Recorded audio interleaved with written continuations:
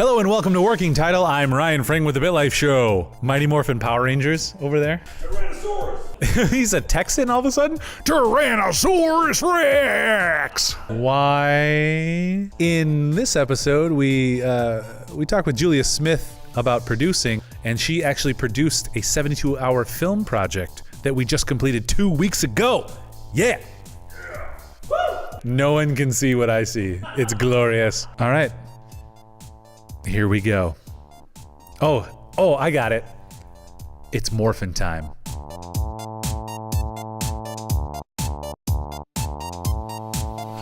Anyway. Well, we better get to business. I'd obviously love a long time, but we have about 30 minutes to talk about producing. Sounds and good. This is really fun because normally there's like 9 of us around the table and it gets a little hairy.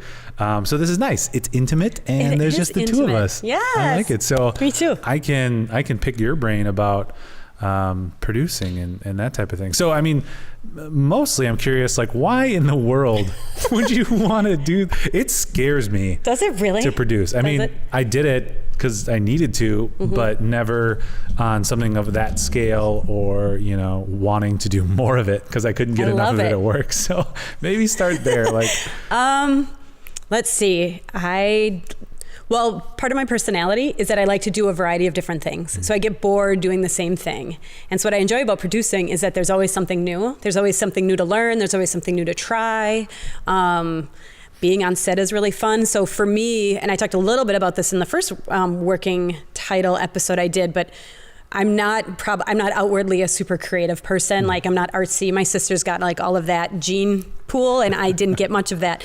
So what I like, and with Footnote, like with the 48 that we did, or the 4 points, is that I kind of look at my creativity as the ability to pull really talented people in to be creative. And then I look at like all of that happening and I'm like, I did this. And I've always been a person that does a really nice job of like understanding chemistry and pulling the right people in. And I used to do that really well at my other job of just like, I want to hang out with cool people. Yeah, right. So come do fun stuff with me. And I was able to do that at my old job, and I did that. I'd get to do that here. Well, it seems like such a fundamental piece of it, because if this very talented person can't work with this very talented person, then what they're going to produce is going to be less than maybe the sum of their parts. Exactly. Yeah. And for the 4 points we did a couple weeks ago, we had a fairly large team, and we had some new people. And so I was nervous. I'm like, I hope this is going to work out all right, because these people haven't all worked together before. We had some new grips on the team. We had an AD who hadn't worked with you before. But I also had pretty good feeling like it was all going to work out. We had 2 new writers who are going to talk later, but they had never written under pressure before. Yay! And so I was hoping that was all going to work out for the better. And then we also had new post-production people. I had worked with all individually, but as well, like all together. And how's that going to work? So you just like pulling the strings. You're like the puppet master. It is kind of like the puppet master. I'm not going to lie and sit here and lie and say I don't like the control of it. Yeah. I do like that. But I think it feeds that for me, going back to your, like, why do I like doing it? It does feed for me this idea of like, well, I'm going to do a little bit of this today and a little bit of this and a little bit of this. So, and then I like making movies, so that's fun. It seems like there's a lot of trust involved too, because for me as like a director or a cinematographer, I readily hold and shape the video or the movie, with my direct actions. Yeah. A producer has to trust that the team they brought together will execute the vision in the way that they want it to. Yeah. Yeah. And what's funny about that is that, and I talked to Jeff a little bit about this coming up, like I was like, we have a really good team. Like, we have really good people in all these roles. There isn't a single person where I'm like, well, but then I never think about that smarmy director. Douchebag. What a jerk. And that one writer. Yeah. Oh, he's worse than the director. Good news though, we overturned his ideas. We did. Yeah. Yeah. So what surprises me sometimes is that I don't get that. Like, one, I've had a chance to watch other producers on set and things like that, and I don't have any interest in micromanaging people. And I sometimes wonder that I don't know enough about cameras, or I don't know enough about lenses or like shots, that I should be like, are you sure you're doing that right? But I think even if I did, and I'm learning a lot more because I'm just that's what you do, is that I'm like, I hired you to be the director, and so I fully trust that you're going to be really good at it, and I'm confident in my skills that I bring the right people in. I sometimes maybe should be more nervous about it, but I don't. Like, that's one area where I don't spend a lot of time being anxious. It's like, you're the right person for the job, just do it. Just do your job.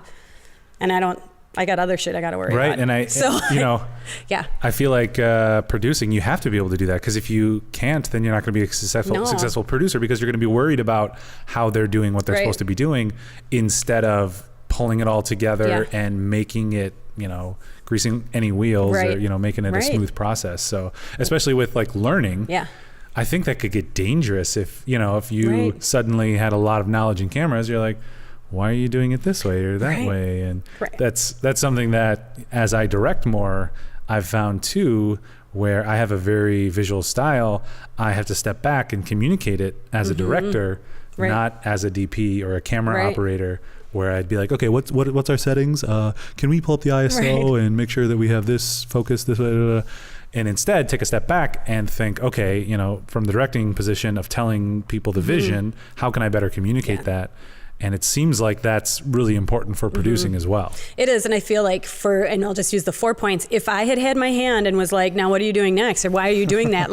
Then we would have never finished the film. So either I don't have an interest in doing, again, so I have some control issues, but I don't. Do you know what I mean? I think there's a good balance, because I had no interest because I knew you and Tim could handle it. I just had no concerns whatsoever. And if I start inserting myself into that stuff, it's just going to make everyone pissed. Right. And then no, that's not how I am as a person. So I do have a lot of trust. I put a lot of trust and there's something in the weird, people I bring on. There's something weird about that balance, where as filmmakers, it's a little bit of an egotistical attitude where we think we can create stories or movies that people want to watch.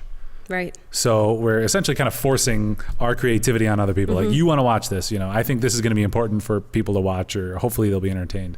So there's a little bit of egoism in that. But then I think you have to balance it with trust in those you're working with. And that really helps.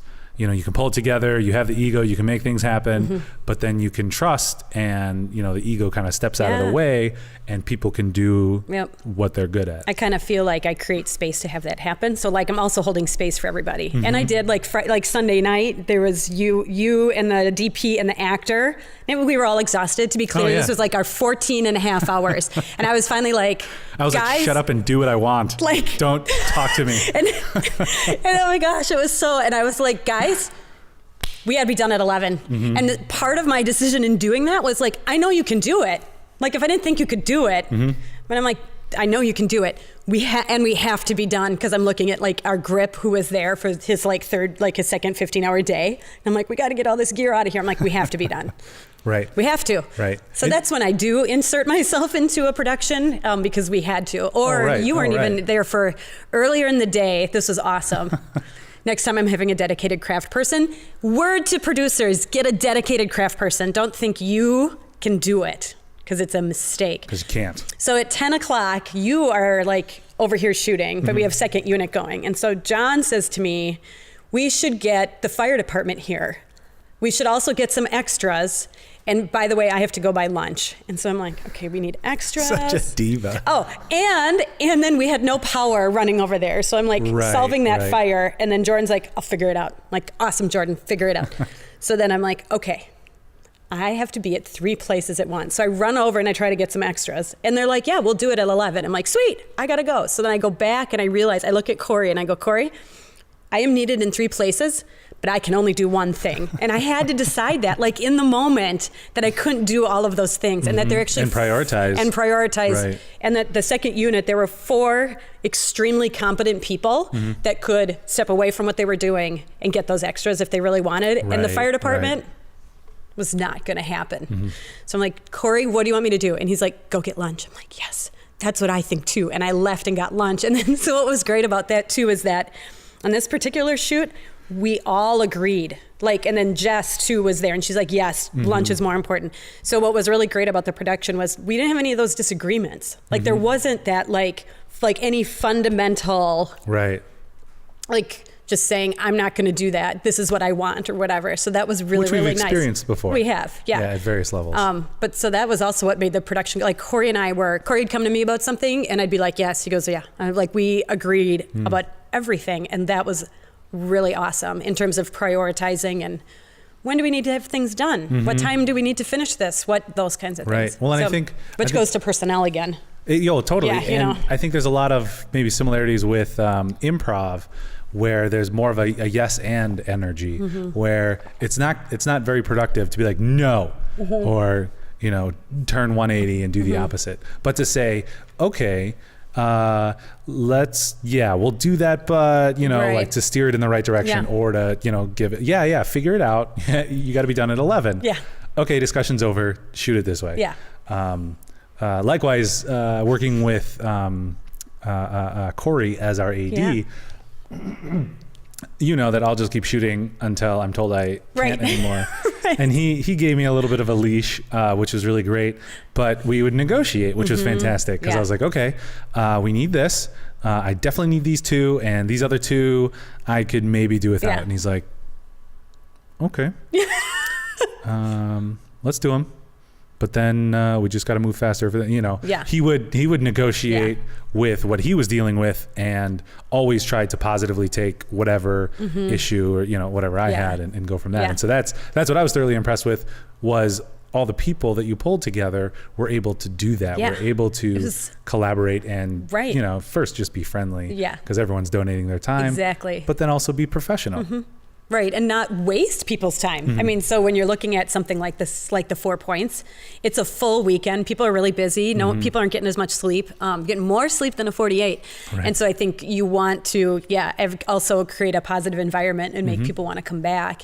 And then going back to the second unit thing, I go get lunch, I come back, and they had on their own solved all their own problems and made it look like there were a lot of people and that like somebody had been murdered next 2 doors down by Samson. So that was really great. I knew they could children. Do it. Like you're just like, no, I think you can do it. Yeah.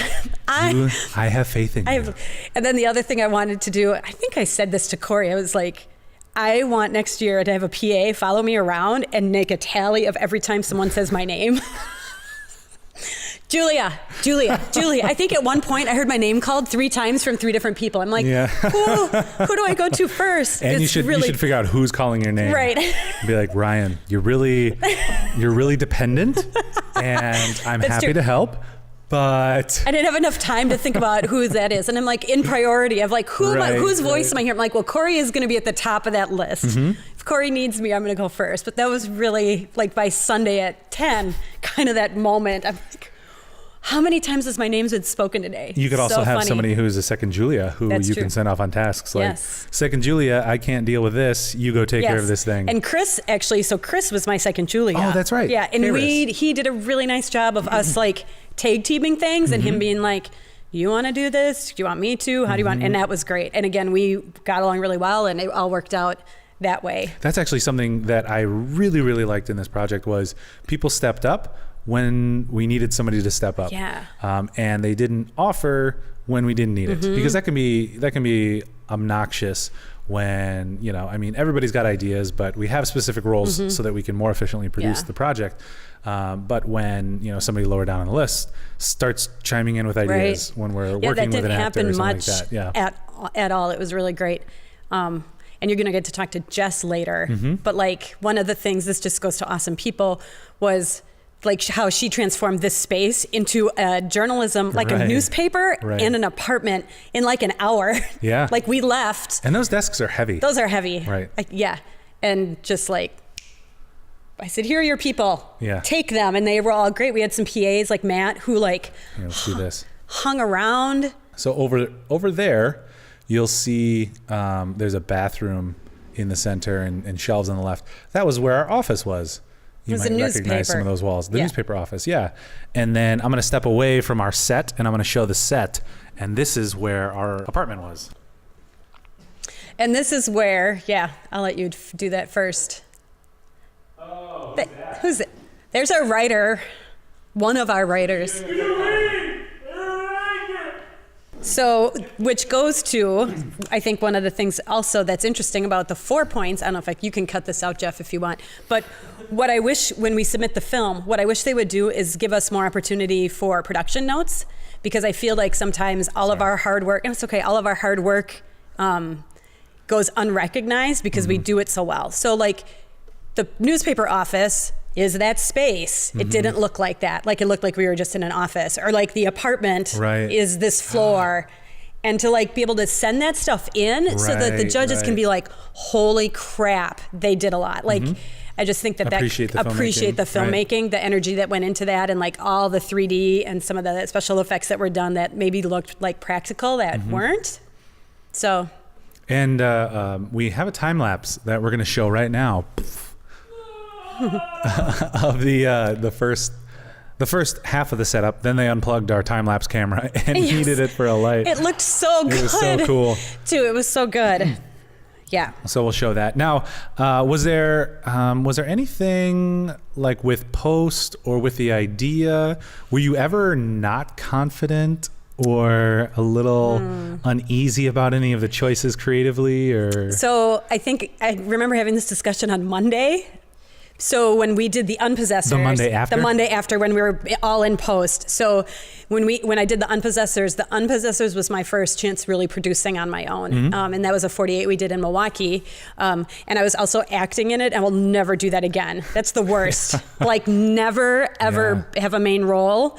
Just be like an extra. Like I was just like a news person, because it's really terrible to have your time split between two things that are really important. So we had a music guy, and he was in LA and so it's fine because you can do all this. But the next, like it's Sunday, and we're like, okay, music. And he had like gone out for his birthday party and forgot he was supposed to do this. And so our timeline got pushed really far back. And so we didn't get our music until really late, much later than I would have wanted. And then I was too nice about the deadlines. Like I was like, oh, it's okay, because I didn't have a lot of experience. Then Corey didn't get a chance to do as much mixing as he wanted. And then we are rendering the video on the way to drop off in Milwaukee, turn it in as they're counting it down, and then didn't get a chance to see if there was sound, and the film didn't have sound. It was the biggest, worst emotional roller coaster. So anyway, we're sitting around for this one, and I'm like, well, when is Josh going to get the music, like going to be composing? Well, he had to work, and we had a rough ready. So he's going to work, but then he's going to start. I said, so wait a minute. So he's going to compose at 8 p.m. and then our sound guy's going to get it at 10 p.m. But I want the film turned in at 10:30. So that was nerve-wracking. So again, and it was funny because for the Unpossessors, I was like, the next time we do this, I'm going to have the musician here, and he's going to be locked in a room. And I sort of feel like that's what has to happen. Yeah. Like, you are here. I'm sorry, bring stuff to do, because I need you from Sunday at noon until we finish midnight on Monday. Yeah. Yeah, and that's actually something that we're going to rework. Kind of continue to develop the music, continue to develop the sound, because we did get started earlier on Monday when we had our first cut, just our first rough. But then our musician had to go to work. He's got another job. So he worked for several hours and then was able to come back. And we had plans for a sound guy on Sunday. And just because of the way the rest of the production worked, it didn't work out. So we scrambled and found another freelancer in town, who was available that day, which was really awesome. Luke, what's his last name? Oseki, O-S-I-E. Great guy. C-K-I. Fantastic work. Discover Media Works, and he does his own freelancing. But he came in and was like, all right, you send me the stuff and I'll get it to you as soon as I can. And so we were essentially waiting for the music to come in and basically just finishing up effects, I think. So finishing up effects from 4 o'clock until, what time was turn in? Midnight? Midnight. Okay. 4 o'clock until what time, midnight. Jeff? And 11:58. It's due 11:59 p.m. How'd you feel when you went home and we were, it was like 6 o'clock and we're still producing? I know. We're still working on Monday. How'd you feel? I think I was so tired. I was like, I know they're going to get it in. I know they're going to get it in. There's that trust again. Trust, exactly. Yeah. And in our, in our musicians' defense, we had planned to wrap principal photography by 5 o'clock on Sunday. So that timeline did get pushed because we went long on principal photography, which is something else I learned in this, is because I had done the 4 points last year and we wrapped at like 2. And it's like, oh, well, based on that, we should be able to wrap just fine. And if we would do it next year, I don't know if we will do another one. I think I'd be like, it's going to be 2 15-hour days. Like we would plan it more like it's going to be a full 3 days. And really have all of our post people be really available, like Sunday and Monday have that day off. Because I know the other thing that John did was he had to like call people in. Like, so he called Aaron back in on Sunday. Jeff had to come back. Jeff kind of knew it, but he had to come back and work to get the special effects. And you guys, again, I had a lot of trust because John was like, we have this great team. Yeah, let's do a ton of special effects. Maybe I wouldn't do as many next year. Well, and to be Maybe, fair, I but- think we have the big main one, and then there's a bunch of little ones throughout that. Yep. There's probably 2 that people aren't going to notice. Yep.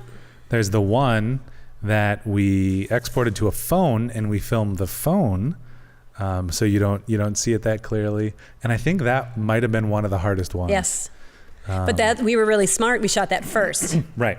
We shot that first, And so we we got it knew, to the so editor. Patrick, so he could get it going on it. And then the other thing we talked about down the road is that we had, I think a lot of time was spent discussing how we're going to shoot the special effects shots. And there is like 4 different ways you could shoot it. And I think what we would say next year is we're going to have one person Right. on set who's going to say, this is how we're shooting this. Right. And then giving that direction to the post people. Because I think there was a lot of time where you had an opinion, Tim had an opinion, John had an opinion, or whoever was Yeah, here, and or Patrick. Totally. And I stepped out you know. after the first discussion. I was like, okay, well, you 3 each have different opinions. Definitely don't need No, my don't need a fourth fourth, one. right. Now, the challenge there is I'm the one who has to film it. Yeah. So I think I would have liked to have understand it a little better. But our cinematographer, Tim, was in on those meetings and working with them. So I more or less trusted that Okay. Tim kind of Yeah. had an understanding of what they wanted. We did end up doing some stuff Tim's way and dropping some of the stuff that they wanted, which worked out really well. But if we have that director of post or that post supervisor or that special effects Such supervisor, they can talk with the team who's going to execute it Yeah. and then be on set. And we just have one set of instructions Right. instead of multiple because it's actually the car scene. Probably won't be up or we're able to share it when this goes live. So maybe we can link to it after the fact or something. But where one of our superhero characters smashes a car and the back end goes up. And we had probably about 3 different ways to do it. And we were told to shoot it in 2 different ways. Yeah. And we filmed it in 1.5 different ways. And so the post team only got half of what they wanted and all of Yeah. what somebody else wanted. So then they kind of merged it and they were able to make it happen because they, are very talented. Yes. But that would definitely be something good moving forward because then too, like you said before, you don't have multiple or a person wearing multiple hats Right. because that becomes very difficult. Yes. Yeah. And it just would have made things easier. I think everybody, it would have been a relief to say, I'll just use Patrick. Patrick's on set. Patrick's going to direct everybody on how this shot's going to get taken care of. And then that's how post is going to go. And then it would have minimized those discussions because although they were helpful, it definitely cut into time. Right. And then worry and then not getting what they needed. Right. And You even, know? even having that person on set to see like, Right. is that it? Is that what you Right. wanted? Okay. Yes. Because there's things that they're thinking about that I'm not thinking about. I'm thinking more about performance and, general composition. Right. They're thinking about specific framing and, is there another thing that I'm gonna Yeah. have to paint Yeah. out? Like, let's pan Right. over next, so that would be really fun to do. So you've done this twice now. What are some lessons that you've learned from the first time that you applied to this time? And you talked a little bit about some of those things that you've learned this time that you'd change for next time. Sure. So some of the things that I've learned from the first time, so I've done 3, is What was the first one? or 4. A 72? I've done 4. 72s? I've done two okay. 72s and then 248s. 248s. Okay. And so one of the things that I would say I've learned in this is that you can't do enough. So even though you have to write it and shoot it within that time frame, doing some post-production or pre-production meetings to discuss how the weekend's going to go, getting everybody on the same page, just answering people's questions, things like that, I think is super helpful. And so I had done that for, we had a new DP for this one last time, which was the Madison 48 we did this summer. So I just did a Google Hangout to just be like, all right, this is what we're doing. How's everyone doing? How do you want to shoot? And it was nice because Josh Halverson was like, well, what do you want to shoot in? Was able to talk to the director. And so all of those decisions didn't have to be made at 9 p.m. 0 hour. Right, Yeah. you know, to have all of that hammered out. And then we did the same thing for the 72. And that I think was really, really helpful is, you know, we're going to have a pre-production meeting.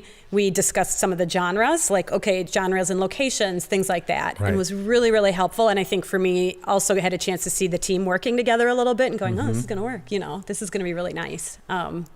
So those, I think, would be some things that I'd recommend. It's just like, I feel like in all video production and filmmaking, maybe there can never be too much pre-production because there's always something. Right. And something will always come up. Like, you have to be flexible. You can't be rigid about it because you're going to always be disappointed. Right, You know, right. because stuff is going to come up. Like, we thought we Absolutely. had Power Next Door, right? And then we did, and then maybe we did, but they had worked in there from the time we saw the place to then, you know, to when we were filming. And we had to improvise. And I mean, we had Power here, which And was we were good. supposed to have a generator, And we were supposed to have a and we generator, weren't and we able to get didn't. that, Right. yeah. Yeah. So there's just things that come up that you have to deal with and have really creative people. I think then having in your production team also being very clear about the roles of the producers and what they're doing and what they're responsible for. So there's been times where I think I've done more producing where I'll just take over because if I'm going to do it, then I kind of want to do it my way.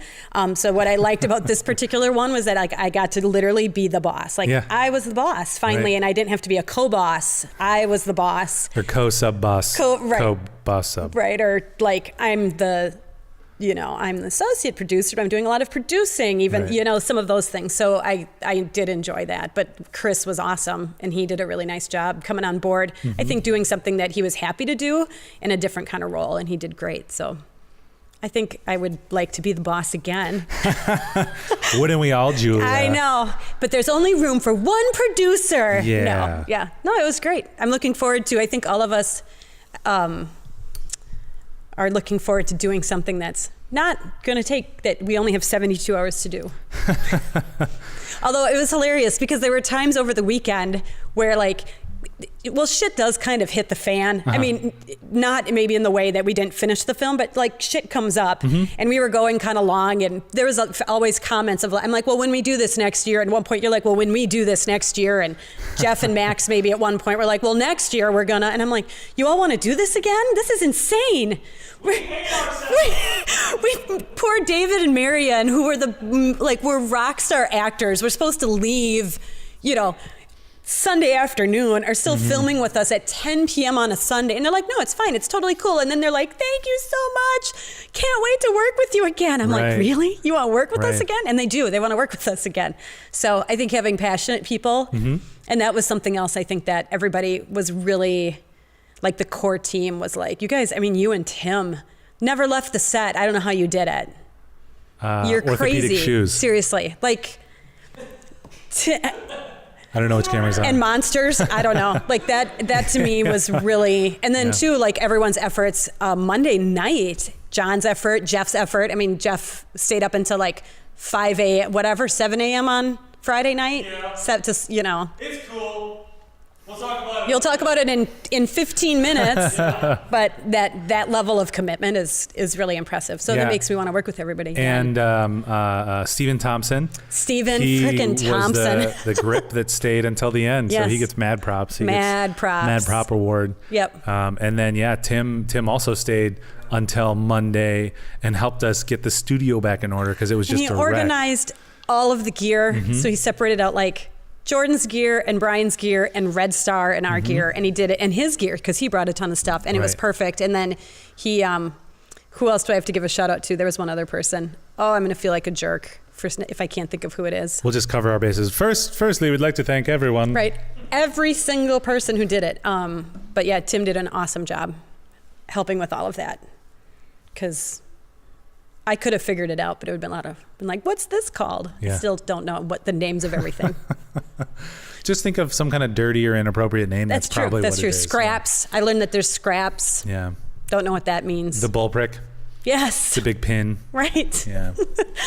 Anything that's mildly offensive is probably the name of some type of grip or gear Yeah. that you use. That's right. Mm-hmm. Yeah. So Yeah, it was great.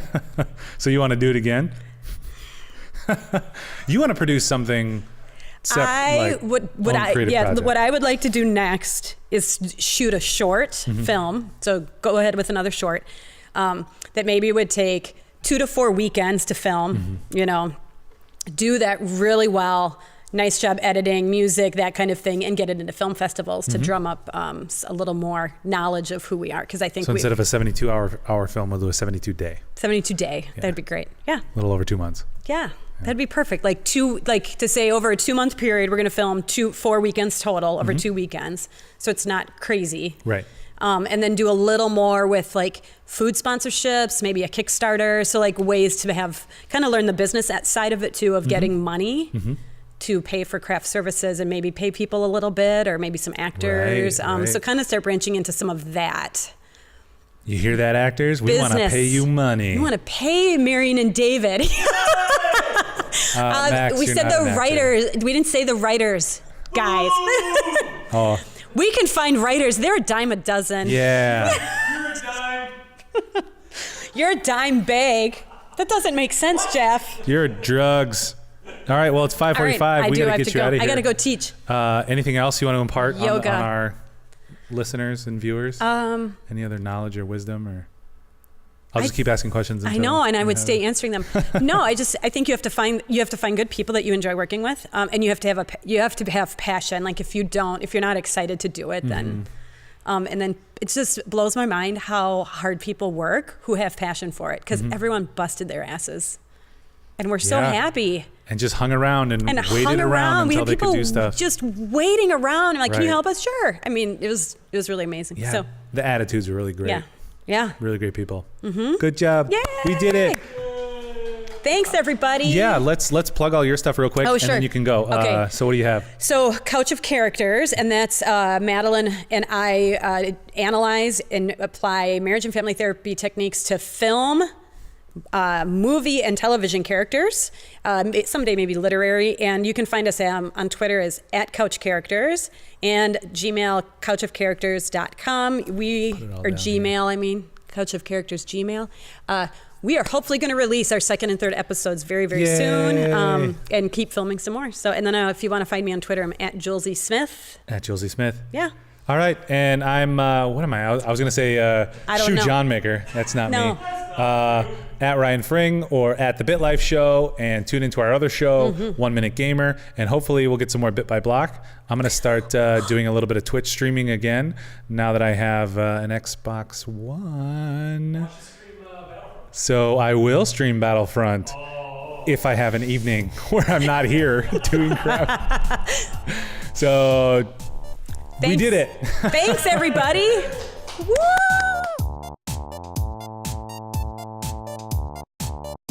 Either T-Rexes are from Texas, or Jason, the Red Ranger, should be from Texas.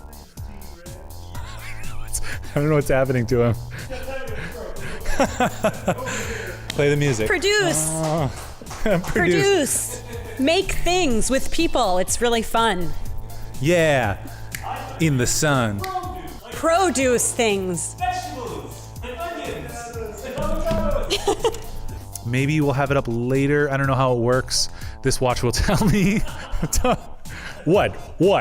It tells the time and the date. And now he looks a lot like Sylvester Stallone. Yeah. Murder. Oh, it was the wrong one. Yeah, I had the wrong mic on.